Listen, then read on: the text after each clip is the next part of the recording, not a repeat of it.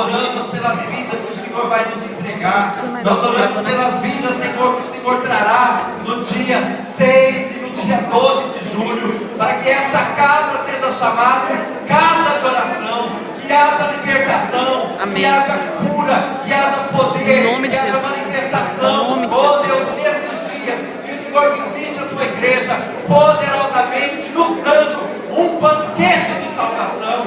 Nós profetizamos, Pai, que Satanás vai libertar estas vidas, vai partir em retirada, toda escama de olhos dos olhos, vai ser tirado toda cegueira espiritual, e as vidas vão se render aos pés da cruz de Jesus, porque Deus é poderoso para fazer infinitamente mais do que tudo que pedimos ou pensamos. Então, Deus, enquanto nós oramos, enquanto nós buscamos, enquanto nós clamamos, enquanto nós humilhamos, nós confessamos os nossos pecados e nós cremos, Senhor, que o Senhor virá, perdoará os pecados e sarará. Aleluia, glória a Deus. Dá-nos Campo Grande, dá-nos Mato Grosso do Sul, amém, dá-nos o Senhor. Brasil rendido aos teus pés. Oh Deus, assim como o Senhor foi para Abraão, que nós sejamos as famílias benditas do Senhor, em nome de Jesus. Amém. Aleluia, glória a Deus. Aleluia.